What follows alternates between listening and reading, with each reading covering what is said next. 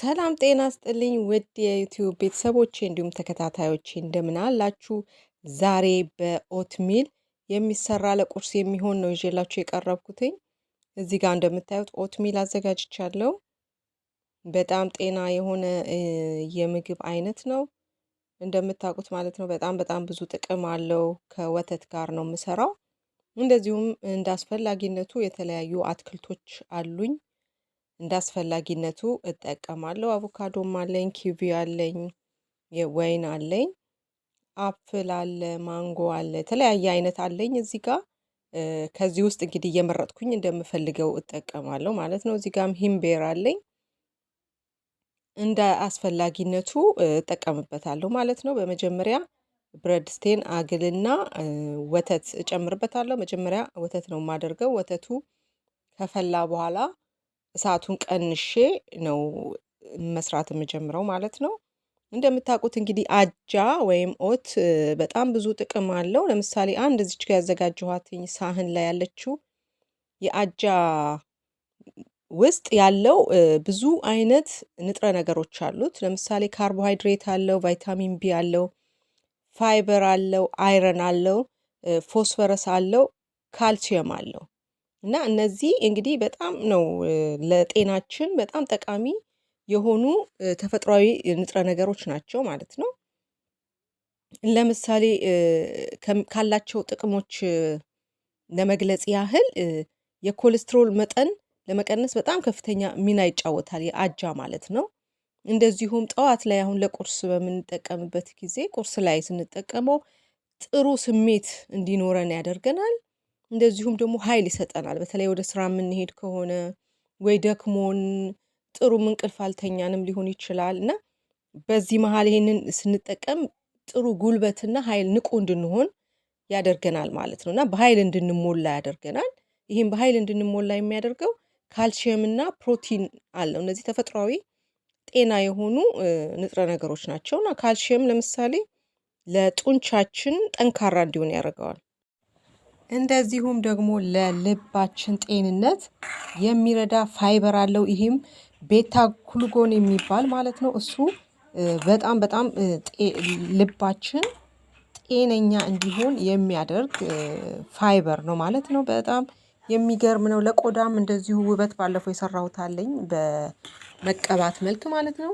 በመመገብም ያንን ውበት እንደገና ማግኘት እንችላለን ማለት ነው። የፊታችንን ቅባታማ በተለይ የሆነ ፊት ካለን ያንን ቅባታማ ፊት ያስተካክልልናል እና እዛ ላይ የገለጽኳቸው አሉ፣ ከስር የጻፍኳቸውም አሉ። እነሱን ገብታችሁ እንድታዩት ደግሞ ጋብዛችኋለሁ። በዚህ አጋጣሚ ዲስክሪፕሽን ላይ ጽፌዋለሁኝ ባለፈው ለፊት በሰራሁት ላይ ማለት ነው። እንዲሁም በደማችን ውስጥ ያለ የስኳር መጠንን ይቀንስልናል። በተለይ ታይፕ 2 የሚባል ስኳር ላለባቸው ሰዎች በጣም ይመከራል። ካንሰር የመያዝ እድላችንን ይቀንሳል። ለእርግዝና ጤናማ እርግዝና እንዲኖረን ያግዛል። ለምሳሌ በእርግዝና ጊዜ ፎሊክ የሚባል ታብሌት ይወሰዳል እና 40 ግራም ያህል ያስፈልጋታል አንዲት ነፍሰ ጡር ሴት ማለት ነው። እና ይሄ ፎሊክ በኦት ሚል ውስጥ ይገኛል ማለት ነው። ቲያሚን ኒያሲንን ጨምሮ ማለት ነው። ይሄ ለእርግዝና ጤነኛ እርግዝና እንዲኖር የሚረዳን ነገር ነው ማለት ነው። እና ይህንንም ጥቅም ለማግኘት ግን አዘውትሮ መመገብን ይጠይቃል።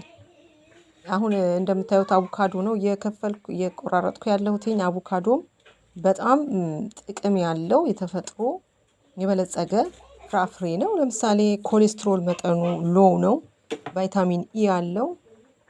ደግሞ አይናችን ጤነኛ እንዲሆን ጤነኛ ሆኖ እንዲቆይ ይረዳናል ማለት ነው። ለጤናችን ለልባችን ጤንነት እንደዚሁም ደግሞ የምግብ አፒታይታችንን ሬጉሌት ያደርገዋል፣ ያስተካክለዋል።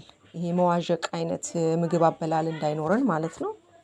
ለሱም በጣም ይጠቅማል ማለት ነው። እና እኔ የሚገርማችሁ የምጠቀመው እንጀራ ላይ ራሱ የአጃ ዱቄት አለው እና በጣም በብዙ መልክ ነው የምጠቀምበት ማለት ነው። በእንጀራ መልክ እጠቀምበታለሁ። እንደዚሁም ወደፊት ደግሞ በተለያየ አሰራር ኦት ሚልን እንደዚሁ በዚህ ብቻ ሳይሆን በተለያየ መልክም ደግሞ እየሰራን መጠቀም እንችላለን ማለት ነው።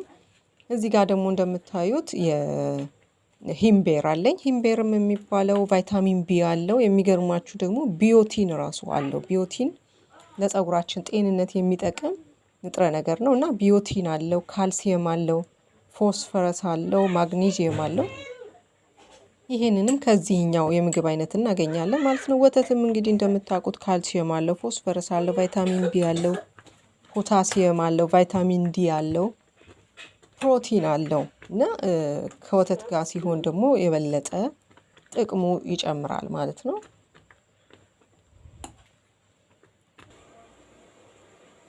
የተለያየ የምንፈልጋቸውን ነገሮችን እየጨመርን መጠቀም እንችላለን ማለት ነው። ሙዝም ለምሳሌ ሙዝ በጣም ብዙ ኒውትረንቶች ያሉት ነው። ፖታሲየም አለው፣ ቫይታሚን ቢ6 አለው፣ ፋይበር አለው፣ ካርቦሃይድሬት አለው፣ ቫይታሚን ሲ አለው እና በጣም ነው የሚጠቅመው። ባናና ሙዝ ከያዛቸው ኒውትረንቶች ውስጥ የስኳር የሰውነታችን ያለው በደማችን ውስጥ ያለውን የስኳር ሌቭል እንዲስተካከል ያደርገዋል። የምግብ የመፈጨት ሂደትን ራሱ በጣም እንዲስተካከል የተስተካከለ የምግብ ዳይጀሽን ሲስተም እንዲኖረን ያደርጋል። እንደዚሁም የውበት ክብደት ለመቀነስ በጣም ይጠቅመናል እና ጤነኛ ልብ እንዲኖረ ማለት ነው፣ እንደ ሌሎቹ ማለት ነው።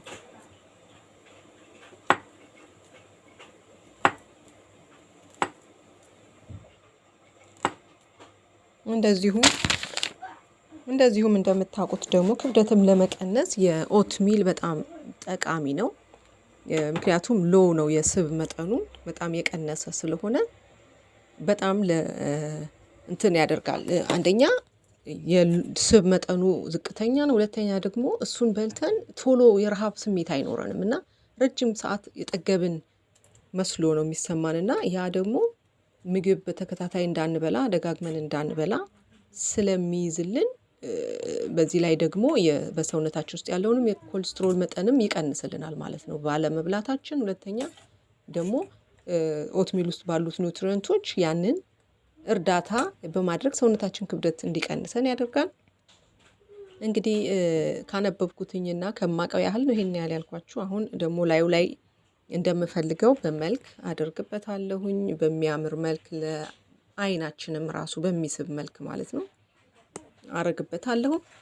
እሱን እንግዲህ እንድትከታተሉኝ። በተረፈ ከታች ዲስክሪፕሽን ላይ እጽፍላችኋለሁኝ ያሉትን ጥቅሞች ማለት ነው። መልካም ቆይታ እመኛለሁ።